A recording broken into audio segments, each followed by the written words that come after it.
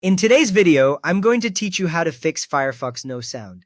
We will walk through a couple of quick checks so you can hear audio again in Firefox without guessing what went wrong. First, check that the website itself is not muted. On YouTube or any other video site, look directly at the built-in video player controls near the bottom of the video. You should see a small speaker icon next to the time bar.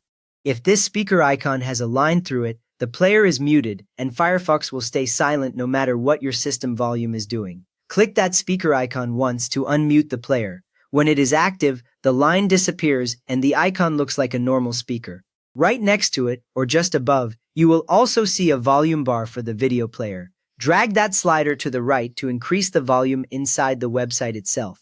This volume is separate from your Windows volume, so even if Windows is loud, a low slider here will still sound quiet.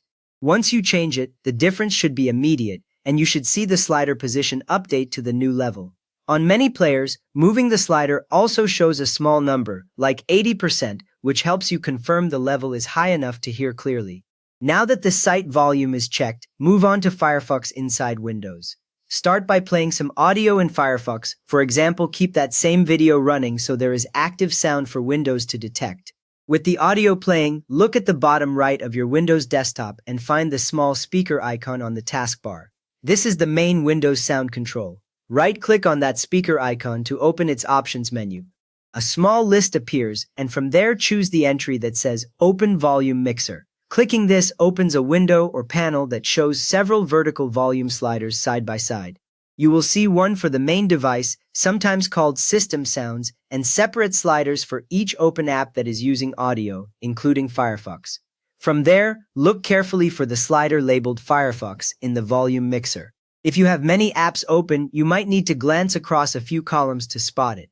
Under the Firefox label, check that the small speaker icon does not have a red mute symbol. If it does, click that icon once to unmute Firefox, then check the Firefox volume slider itself.